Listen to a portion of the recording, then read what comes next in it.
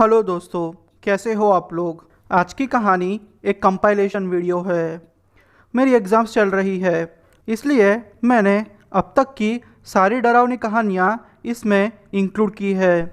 अगर आपको लंबी स्टोरी सुनना पसंद हो तो मेरी चैनल को सब्सक्राइब कर लीजिए। तो आशा करता हूँ कि आपको मज़ा आएगा। तो चलिए बढ़ते हैं अपनी कहानियों की तरफ।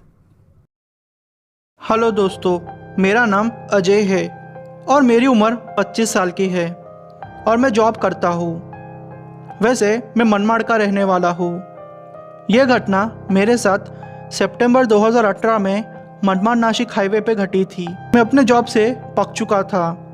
जब से ज्वाइन हुआ था तब से मैंने एक दिन के लिए भी छुट्टी नहीं ली थी। मेरे दोस्त का नाम विजय है। हम बचपन के दोस्त हैं। वो भी मेरे साथ जॉब करता है। हम दोनों ने एक प्लान बनाया कि हम कहीं घूमने जाएंगे। तो फिर क्या था, हम दोनों ने 20 दिन की छुट्टी ले ली। हमने वैसे तो तय कुछ किया नहीं था, पर हाँ, पहले हमने सोचा था कि चलो औरंगाबाद ही घूम के आते हैं और थोड़ा नेचर के पास रहेंगे तो अच्छा लगेगा। विजय ने कहा कि भाई मेरे पास गाड़ी है, हम दोनों मेरी गाड़ी में घूमने जाते हैं। मैंने बोला ठीक है भाई। हम लोग दूसरे दिन रात के 10 बजे ही निकल पड़े। हम लोगों ने पहले नासिक घूमा, फिर वहाँ से औरंगाबाद गए, अजंता केव्स गए और बाकी सारी जगहों पर घूमा। हम लोग वहाँ से तेलंगाना गए और हैदराबाद घूमा। हमने हैदराबाद में एक हफ्ता गुजारा, वहाँ की बिरयानी खाई और विजय का एक दोस्त विकाराबाद रहता था। हम लोग उसके घर गए और वहाँ के जंगल में घूमा। हम लोगों ने वहाँ जंगल में एक रात गुजारी और हमने चिकन खाया। मैं आपको बता नहीं सकता कि मैं कितना खुश था, क्योंकि ये शायद 2 साल बाद मैंने इतना एंजॉय किया था। नेचर को पास रह के एक्सपीरियंस करना एक अलग ही मज़ा होता है। हम लोगों के 15 दिन तो यही हो गए थे। 5 दिन बाकी थे और हम भी बहुत थक गए थे, पर फिर भी हमें विजय के दोस्त के फार्म हाउस में जाना था और सोचा कि वहाँ रेस्ट करेंगे। हैदराबाद से नासिक तकरीबन 700 या 800 किलोमीटर है। ज़्यादा दिक्कत होने वाली नहीं थी, क्योंकि आधे रास्ते में और आधे रास्ते वो गाड़ी चलाएगा, तो ज़्यादा प्रॉब्लम नहीं होगी। हम लोग नासिक विजय के दोस्त के फार्म हाउस पहुँच गए। वैसे हमारा पीने का प्लान था। हम 5 लोग थे पार्टी करने वाले। यहाँ से मैं और विजय और वहाँ से विजय के दोस्त आने वाले थे। उस दिन सारी रात हम लोगों ने पार्टी की। दूसरे दिन शाम को हम लोग उठे, वहाँ नासिक में खाना खा के मनमाड़ के लिए निकल गए। पता नहीं क्यों विजय का बिहेवियर अलग हो गया था। रात के 9 बजे हम लोग निकल गए थे। मैं गाड़ी चला रहा था। रास्ता नासिक से बाहर आके बहुत सुनसान हो गया था। इतना सुनसान कि कोई गाड़ी भी नहीं जा रही थी। विजय पीछे वाली सीट पे सो गया हुआ था। हम लोग थोड़ा आगे निकले ही होंगे कि एक बूढ़ा आदमी थोड़ी दूर दिखाई दिया। उसके पास कॉलेज बैग था और वो लिफ्ट मांगने के लिए गाड़ी रोकने का इशारा कर रहा था। मैंने सोचा कि लिफ्ट दे देते हैं, वैसे भी उम्र वाला लग रहा था, तो सोचा कि उसको मदद की ज़रूरत होगी और फिर सोचा चलो मदद कर लेते हैं। उस बूढ़े ने बोला कि उसे हम थोड़ा आगे छोड़ दे। मैंने बोला ठीक है दादाजी, मैं आपको छोड़ दूँगा। जैसे ही वो बैठे, विजय एकदम से नींद में चिल्लाया, चले जाओ यहाँ से। वो बहुत ज़ोर से चीखा था। वो बूढ़े के शरीर से बहुत गंदी बदबू आ रही थी। मैंने शीशा खोल दिया। रास्ता लंबा था। मैंने उसे बात करने की कोशिश की। मैंने पूछा आप किसी काम से आए थे क्या?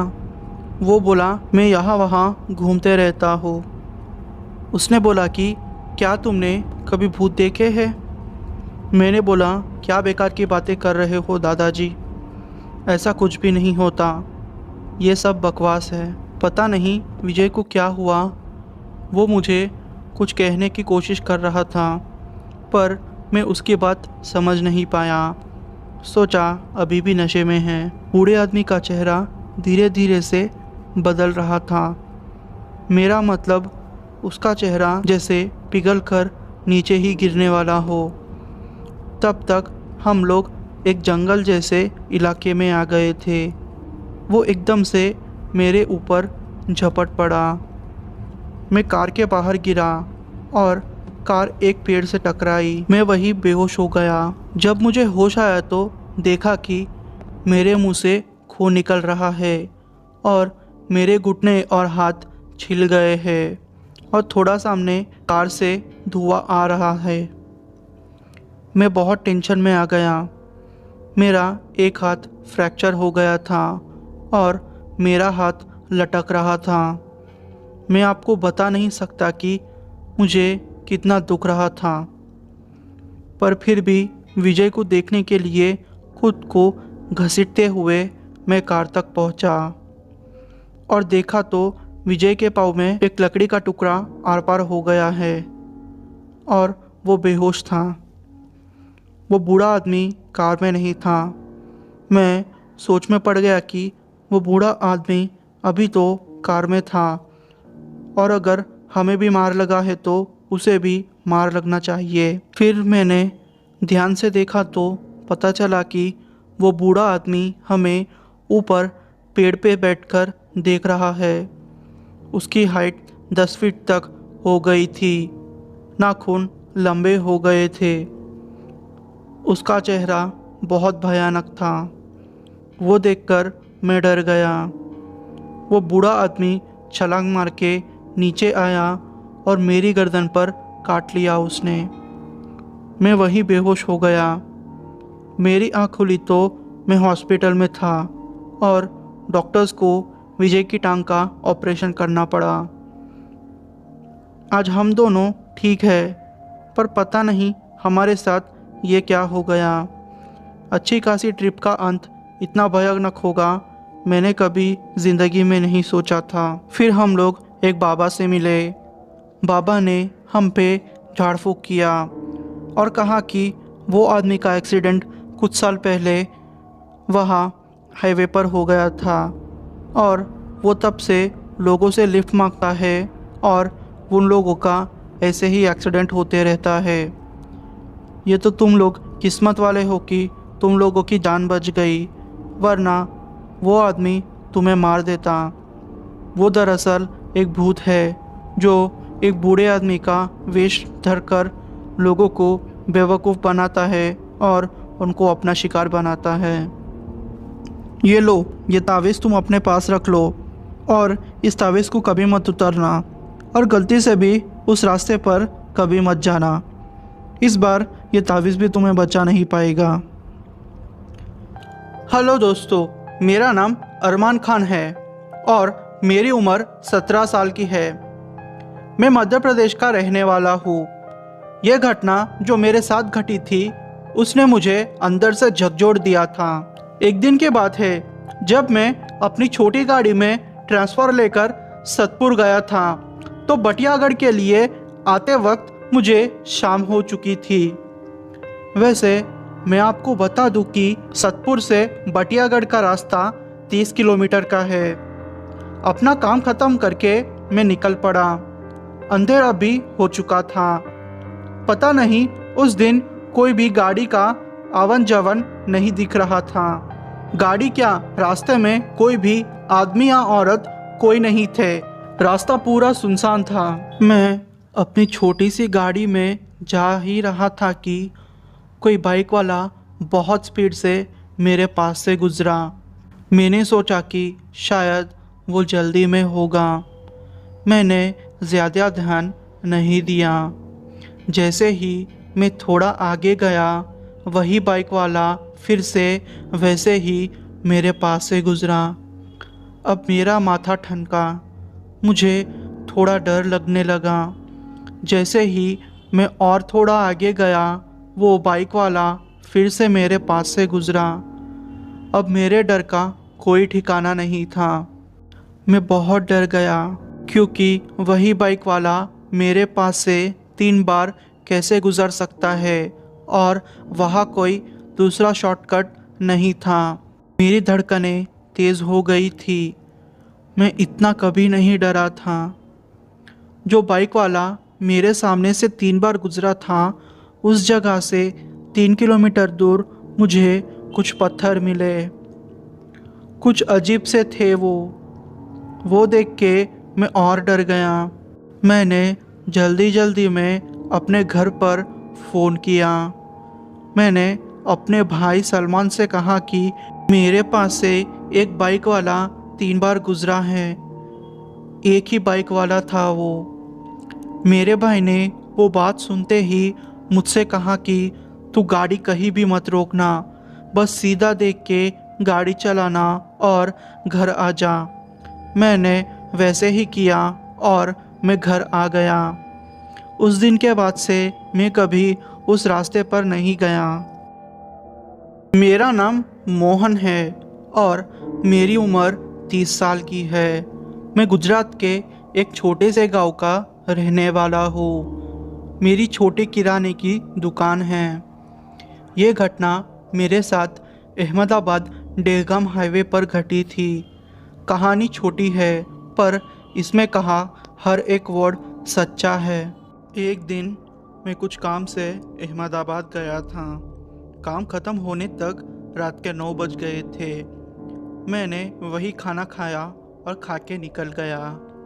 निकलते निकलते रात के 10 बज गए थे। अहमदाबाद और डेहगाम के बीच लास्ट सर्किल आई और वहाँ से सुनसान रास्ता शुरू होता है। मैं अपनी बाइक पे जा रहा था।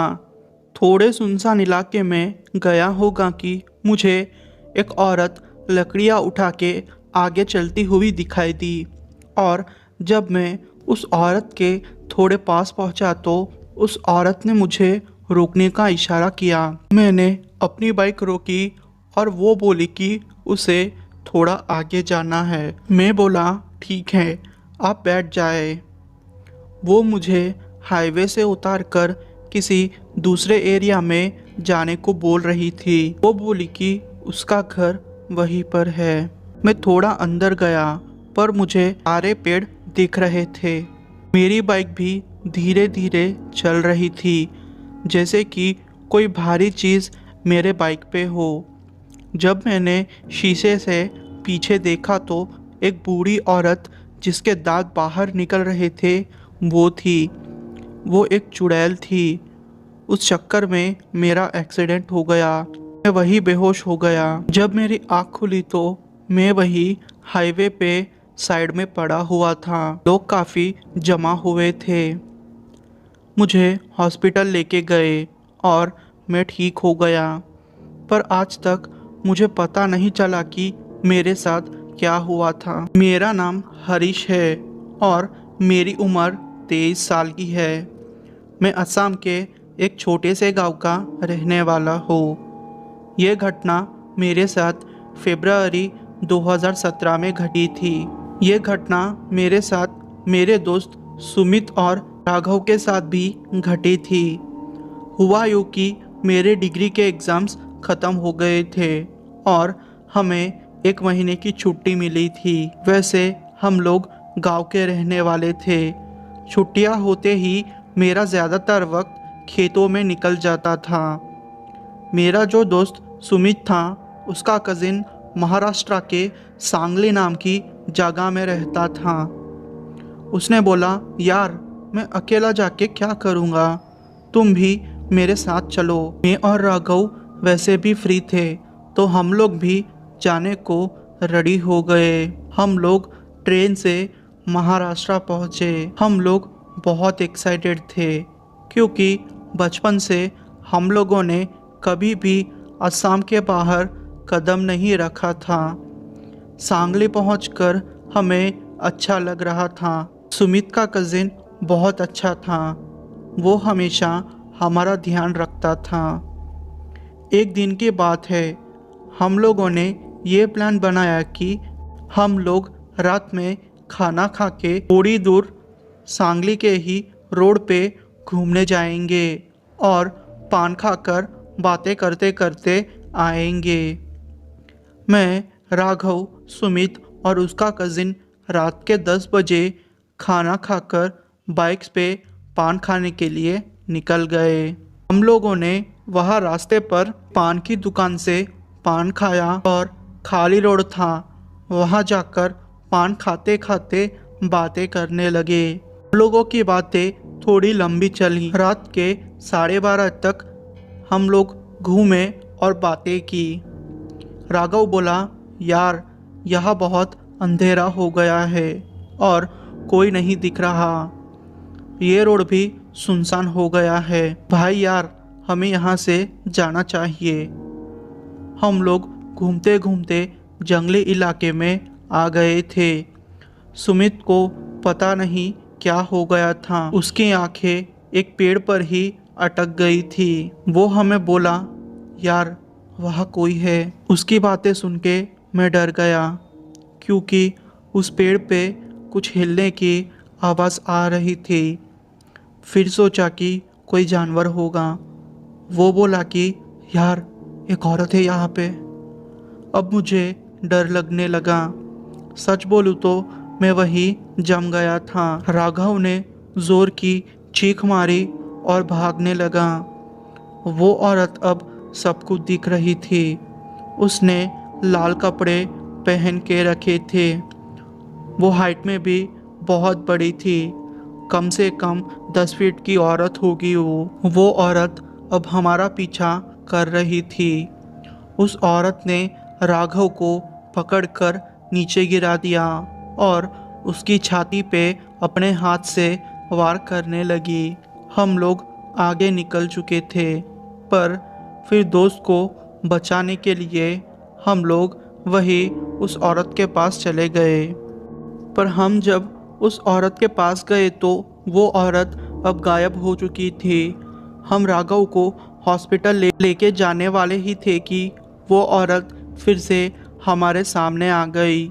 हम लोग उल्टी दिशा में भागने लगे, पर हमारी किस्मत अच्छी थी क्योंकि वहाँ एक छोटा सा हनुमान मंदिर था।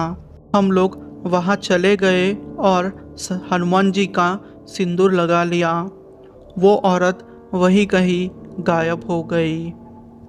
सारी रात हम लोग वही मंदिर में रहे और दूसरे दिन सुबह होते ही पंडित जी की मदद से राघव को हॉस्पिटल पहुंचाया। भगवान की दया से राघव की जान बच गई। मैं छोटा था जब मेरे साथ ये घटना घटी। हमारा प्रॉपर तमिलनाडु है, पर मैं अपने माँ बाप के साथ कर्नाटका में रहता हूँ। हर गर्मियों की छुट्टी में मैं अपने दादा दादी के घर तमिलनाडु घूमने जाता था। आज मेरी उम्र 24 की है और मैं क्रिश्चियन फैमिली से बिलोंग करता हूँ। और मैं हमेशा ये मानता था कि अगर गॉड है तो बुराई भी इस दुनिया में है। मेरे दादा दादी का घर एक छोटे से गांव में है, जो कि हाईवे से गुजरकर छोटे छोटे रोड को पार करके गांव में होता है। तो हमें ट्रेन या फ्लाइट से वहां तक पहुंचना होता था और फिर वहां से टैक्सी लेकर अपने दादा दादी के घर। तो हुआ यूँ कि मैं तो पहले से ही अपने दादा दादी के घर आ गया था और अपनी बहन के आने का इंतज़ार कर रहा था। वो मेरे साथ नहीं आई थी क्योंकि उसे कुछ काम था, इसकी वजह से वो मेरे साथ नहीं आई। तो हमने ये सोचा कि क्यों ना मेरी बहन को लेने जाए। तो हमने हमारे ड्राइवर को कहा और हमारे साथ वो ड्राइवर अंकल आने के लिए मान गए। ड्राइवर अंकल हमारे साथ पिछले 30-35 सालों से काम कर रहे थे। उनकी एज 60 साल के करीब होगी। तो मैं और मेरे दादा दादी और ड्राइवर अंकल सब मेरी बहन को लेने रात के 2 बजे ही निकल गए थे। ये रास्ता जैसे मैंने पहले बताया था कि नेशनल हाईवे से गुजरकर छोटे छोटे गाँव तक का है। हमने हमारी बहन को रेलवे स्टेशन से पिक किया और घर जाने के लिए निकल गए। मेरी बहन और दादा दादी को नींद आ रही थी और वो लोग कार के पीछे वाली सीट में जाकर सो गए। क्योंकि हमारी कार भी थोड़ी बड़ी थी तो वो लोग अच्छे से पीछे जाकर सो गए। वैसे भी ड्राइवर अंकल के साथ मेरी बातचीत चालू रहती तो उनको भी नींद नहीं आती और टाइम पास अच्छे से हो जाता। मुझे हाईवे से वैसे बहुत डर लगता है क्योंकि बड़े बड़े पेड़ होते हैं और एकदम डरावने होते हैं। और टाइम भी ऐसा था कि कोई गाड़ी भी नहीं गुजर रही थी। इक्का दुक्का ही बस और ट्रक आ रहे थे और जा रहे थे। हम लोग 60-70 की स्पीड से आगे बढ़ रहे थे। तकरीबन 4 बज चुके थे। मेरी बहन और दादी बहुत गहरी नींद में सो रहे थे। शायद मेरे दादाजी भी बहुत गहरी नींद में सो रहे थे। मुझे भी थोड़ी थोड़ी नींद आ रही थी, पर सोना नहीं था मुझे। मैंने एकदम ड्राइवर अंकल को देखा तो उनकी आंखें बड़ी हो गई थी, जैसे कि उन्होंने कुछ डरावना देख लिया हो। तो मैंने जब उनको देखा तो उनकी नज़रें जहाँ जा रही थी, मैंने भी मेरी नज़रें वहाँ देखा। आप नहीं मानोगे, उस रोड पर एक सफ़ेद साड़ी पहने हुए एक औरत खड़ी हुई थी और उसके लंबे लंबे बाल थे। उसके हाथ भी फैले हुए थे। उसका मुंह दूसरे तरफ था। मैंने सोचा कि शायद बेचारी को हमारी मदद की ज़रूरत होगी, तो मैंने ड्राइवर अंकल से कहा कि अंकल आप गाड़ी रोक दीजिए, बेचारे को हमारे मदद की ज़रूरत है शायद। पर पता नहीं क्यों वो कुछ नहीं बोल रहे थे और मेरी बातों पर ध्यान भी नहीं दे रहे थे और मेरे बातों पर ध्यान दिए बिना कुछ बड़बड़ा रहे थे। समझ में नहीं आ रहा था कि आखिर वो क्या करने जा रहे हैं। जैसे ही हम उस औरत के थोड़े पास पहुँचे तो वो अचानक से रोड के बीचों बीच खड़ी हो गई। ये देखकर तो मेरा दिल ज़ोर ज़ोर से धड़कने लगा। मुझे कुछ समझ में नहीं आ रहा था, पर ड्राइवर अंकल ने गाड़ी और तेज़ कर दी। मुझे पता चल गया था कि क्या हो रहा है, पर फिर भी मैं ड्राइवर अंकल पे चिल्ला रहा था कि गाड़ी रोक दे, वरना वो औरत मर जाएगी। पर फिर भी वो मेरी बात नहीं सुन रहे थे। और क्या था, वो औरत हमारे गाड़ी के नीचे आ गई और पता नहीं उसका क्या हो गया था। मैंने आंखें बंद कर दी और खोल के ड्राइवर अंकल को डांटा, पर वो फिर भी गाड़ी स्लो नहीं कर रहे थे। मैंने जब गाड़ी के शीशे से देखा तो मेरे रोंगटे खड़े हो गए। वो औरत अभी भी वही खड़ी हुई थी और उसका मुंह दूसरी तरफ था। मतलब हमें उसका मुंह नहीं दिख रहा था, मतलब कि उस औरत के आर पर हम लोग गुजर गए थे। मैं समझ गया था कि यह कोई इंसान नहीं है। मैं काँप रहा था, पर ड्राइवर अंकल ने मुझे चुप करवाया। अंकल बहुत दूर जाके हमारे गांव से कुछ दूर आगे एक चाय की टपरी पर गाड़ी रोकी और मेरे कंधे पर हाथ रखकर बोला कि मैं तुम्हें यह सब बता नहीं सकता क्योंकि तुम अभी छोटे हो। मैंने बोला मुझे बोल दीजिए, वो सब मैं झेल लूँगा। तो अंकल ने बताया कि कोई भी ऐसे हाईवे पर दिखाई दे तो हमें गाड़ी नहीं रोकनी चाहिए। मुझे यह बात मेरे बुज़ुर्गों ने कई साल पहले कही थी, इसलिए मैंने गाड़ी नहीं रोकी। और इन चीज़ों पर ध्यान नहीं देना चाहिए, वरना कुछ भी हो सकता है। अगर मैंने गाड़ी रोक ली होती तो पता नहीं हम जिंदा होते या नहीं, इसलिए मैंने तुम्हारी बात पे ध्यान दिए बिना गाड़ी आगे बढ़ाई थी। सच बोलूं, मेरे दादा दादी बहन को कुछ नहीं पता चला। वो लोग जागे भी नहीं तब, पता नहीं क्यों। पर जो भी हुआ अच्छा हुआ, उस चीज़ से उनका सामना नहीं हुआ। मैंने इस घटना के बारे में मेरे दोस्तों को बताया, पर वो लोगों ने मानने से ही इनकार कर दिया। वो लोग बोले कि मैं मजाक कर रहा हूँ, पर दोस्तों यह मजाक बिल्कुल नहीं है। यह घटना मेरे साथ सच्ची में घटित थी। मेरा नाम राहुल है और मैं मुंबई के एक सॉफ्टवेयर कंपनी में जॉब करता हूँ। हमने काफ़ी टाइम से कोई भी छुट्टी नहीं ली थी और मेरे कलीग निशा, मीरा, सचिन और जय, इन चारों का भी यही हाल था। ये लोगों की दोस्ती मेरी इस सॉफ्टवेयर कंपनी में ज्वाइन होने के बाद हुई थी। हम लोग पिछले 4 साल से एक साथ काम करते थे। मुझे असम और हिमाचल बहुत पसंद था, इसलिए हमने ये डिसाइड किया कि हम लोग घूमने जाएंगे। हम लोगों ने 20 दिन की लंबी छुट्टी ले ली। निशा ने बोला कि हम लोग पहले हिमाचल जाएंगे। अब मीरा और सचिन भी इस बात से सहमत थे, तो हम कहाँ मना करने वाले थे। तो हमने पहले हिमाचल जाने का सोचा। हम लोग रात को ही निकल गए थे। जय अच्छा ड्राइवर था, तो उसने ड्राइव करने का सोचा। वैसे गाड़ी भी उसकी थी। उसके पास निशा बैठ गई थी, जो कि उसकी गर्लफ्रेंड थी। पीछे मैं, मीरा और सचिन बैठ गए थे। हम लोगों ने हिमाचल अच्छे से घूमा और करीब 1 हफ्ते तक हम लोग अच्छे से घूमे। कार भी हम लोगों की ही थी तो ज़्यादा दिक्कत नहीं हुई। मैंने मेरे दोस्तों से कहा कि वैसे हमारे पास 10 दिन से ज़्यादा का टाइम है तो क्यों ना हम असम घूमने जाए। पहले तो जय ने मना कर दिया पर बाद में सबने हाँ में भरी तो उसको भी हाँ कहना पड़ा। हम लोग हिमाचल से असम जाने के लिए निकल पड़े। रास्ता तकरीबन 2000 किलोमीटर का था तो हमने बीच में दिल्ली घूमा। 2 दिन के बाद हम लोग फिर से असम जाने के लिए निकल पड़े। फिर हमने बिहार सिक्किम भी 2-2 दिन तक घूमे। दोस्तों के साथ ट्रिप घूमना मेरा एक सपना था जो कि पूरा हो गया था। वैसे मैं आपको बता दूं कि हमारा प्लान तो सीधा हिमाचल जाके असम घूमने का था, पर अब आपको भी पता है ना, दोस्तों के साथ घूमने जाओ तो प्लान अपने हिसाब से नहीं चलता। हमने कई जगह पर गाड़ी रोक के हमने ड्रोन शॉट्स लिए। बीच में गाड़ी रोक के हमने भुट्टा भी खाया। जैसे स्वर्ग में हम लोग होते हैं ना, ऐसी फील हमें आ रही थी। बीच बीच में हम लोग रोक के ड्राइवर अदला बदली करने लगे जिससे कि जय को ज़्यादा तकलीफ ना हो। आखिरकार हम लोग असम पहुंच गए। मैं आपको नहीं बता सकता कि मैं कितना खुश था असम पहुंचकर। वहाँ गुवाहाटी में हमने एक होटल बुक कर दी और रात को आराम किया और दूसरे दिन हम लोग घूमने के लिए निकल गए। पहले तो हम गुवाहाटी के आसपास की जगह घूमे, फिर होटल से चेकआउट करके मजूली नाम की एक जगह गए।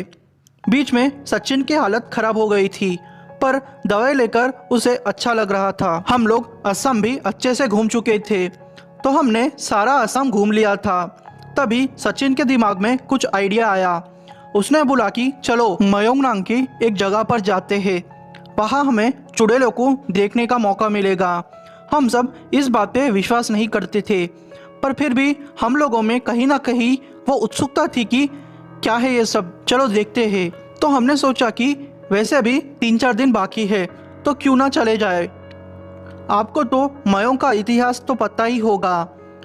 हमने सोचा कि ये एक अच्छा एडवेंचर होगा और लोगों के डाउट्स भी क्लियर हो जाएंगे। हम लोग मयोंग के लिए निकल पड़े। हम लोग खलसिला नाम की एक जगह गए। अंधेरा बहुत हो चुका था, हाईवे जैसे गायब हो गया था। हम वहाँ गए, वहाँ के लोगों से पूछा पर वो लोगों ने कहा कि वहाँ जाओगे तो वापस नहीं आओगे। हम भी वो लोगों का मजाक उड़ाते हुए चले गए। वहाँ पर एक होटल थी तो हम लोगों ने वहाँ चेक इन कर लिया। वहाँ आराम करके हम लोग दूसरे दिन रात के 10 बजे वहाँ जाने के लिए निकल गए। पर रिसोर्ट वाले ने हमारी बात शायद सुन ली थी तो एक वेटर ने कहा कि साहब आप प्लीज़ वहाँ मत जाना, आप डर जाओगे, वो आपको नहीं छोड़ेगी। जय हंस के बोला, चुप कर यार, क्या पागलों जैसी बात कर रहा है, गवार का ही का। मैंने फिर उस वेटर को सॉरी बोल के निकल गया। बहुत अंधेरा हो गया था, रोड पे कुछ नहीं दिखाई दे रहा था। थोड़ी दूर गए होंगे कि कार से एक औरत रोड के बीच खड़ी हुई दिखाई दे रही थी। वो बूढ़ी औरत लग रही थी जो कि लकड़ी के सहारे चल रही थी। उसने हमें देखकर गाड़ी रोकने को कहा। हम लोग तो पहले घबरा गए थे कि क्या करें, फिर सोचा कि वो एक बूढ़ी औरत है, शायद उसको हमारी मदद की ज़रूरत होगी, तो हमने गाड़ी रोक दी। उसने कहा कि हम उसको उसके घर छोड़ दे। उसके बॉडी से गले मांस की बदबू आ रही थी पर फिर भी हमने ज़्यादा ध्यान नहीं दिया। हमने सोचा शायद गांव की औरत होगी और कुछ काम कर रही होगी। मैं ड्राइव कर रहा था। मीरा और सचिन की तबीयत खराब हो गई थी। थोड़ा जंगल के अंदर एक छोटा सा घर था। उस बुढ़िया ने कहा कि उसके पास कुछ आयुर्वेदिक दवाई है और वो हमारी मदद करना चाहती है। हम उसकी बात मानकर वहाँ उसके घर के अंदर चले गए।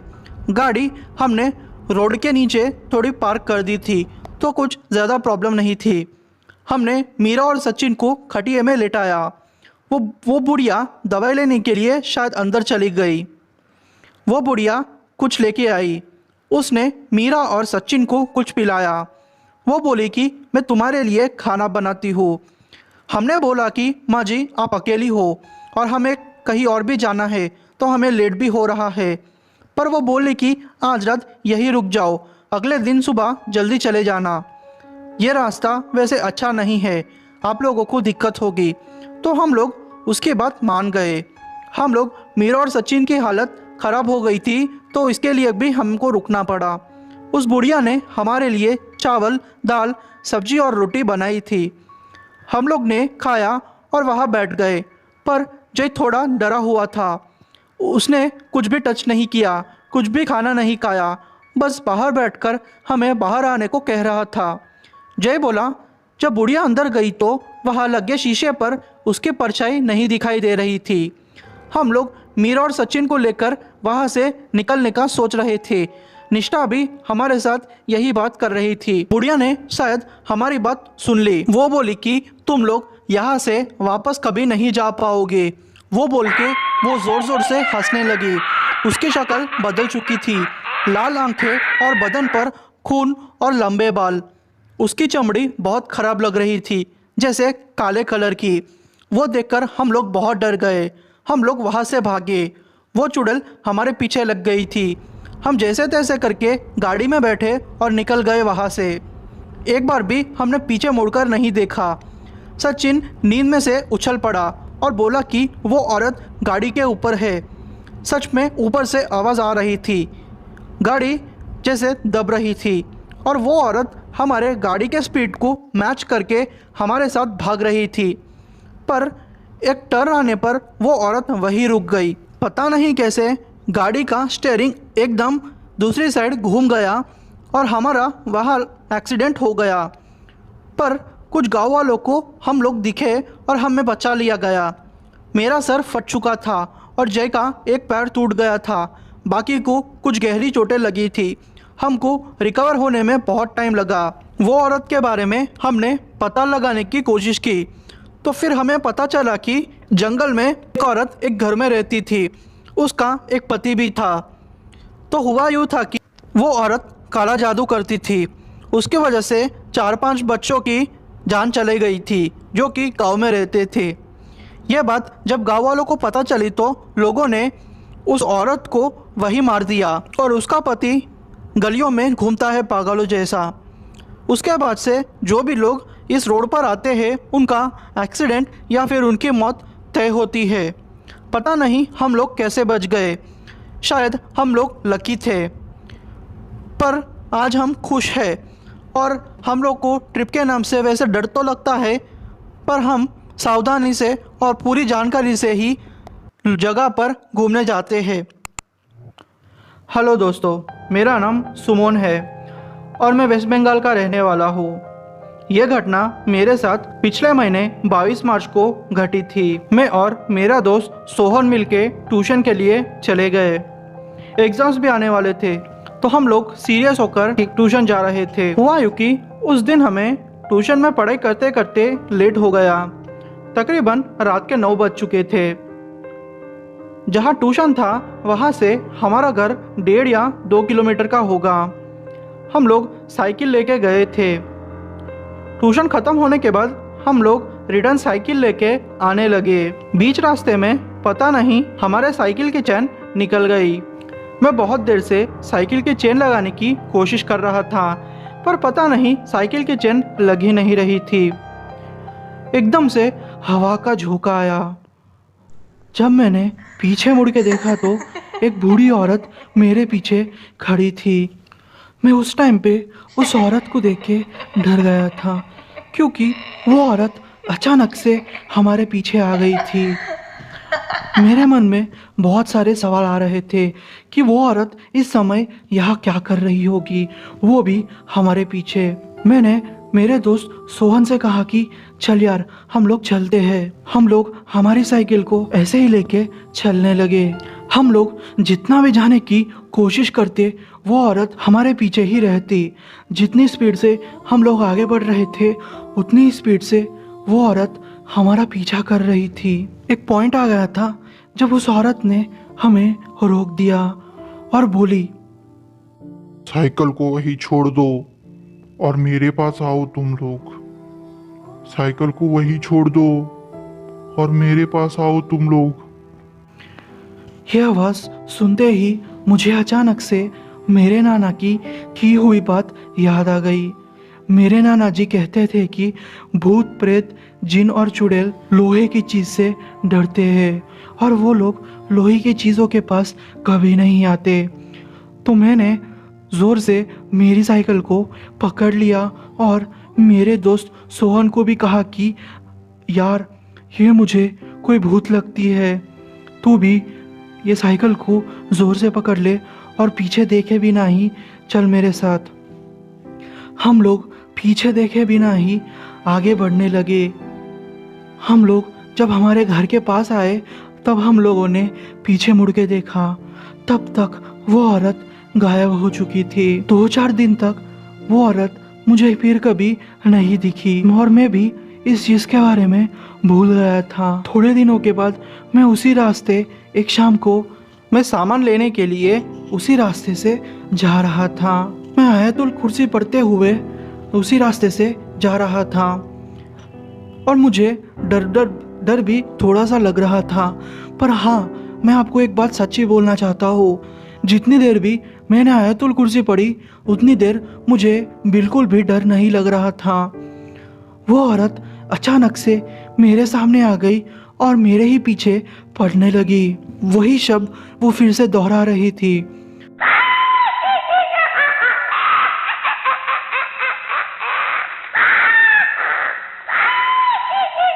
वो साइकिल छोड़ दो, मेरे पास आ जाओ। वो साइकिल छोड़ दो, मेरे पास आ जाओ। सच बोलूं तो वो देख के मुझे बहुत डर लग रहा था। वो औरत मेरे पास आ ही नहीं पा रही थी, ऐसे ही चिल्ला रही थी। दोस्तों, आपको यह कहानी कैसी लगी? अगर आपको मेरी कहानी पसंद आई हो तो मेरे वीडियो को लाइक कर दीजिए और मेरे चैनल को सब्सक्राइब कर दीजिए। अगर आपके साथ भी ऐसी कोई घटना घटी हो जो आप मेरे साथ शेयर करना चाहते हो तो मुझे आप इंस्टाग्राम से कांटेक्ट करके मुझे आप अपनी स्टोरी भेज सकते हो, जिससे कि मैं आपकी स्टोरी को पूरी दुनिया के साथ शेयर कर सकूं। थैंक यू दोस्तों।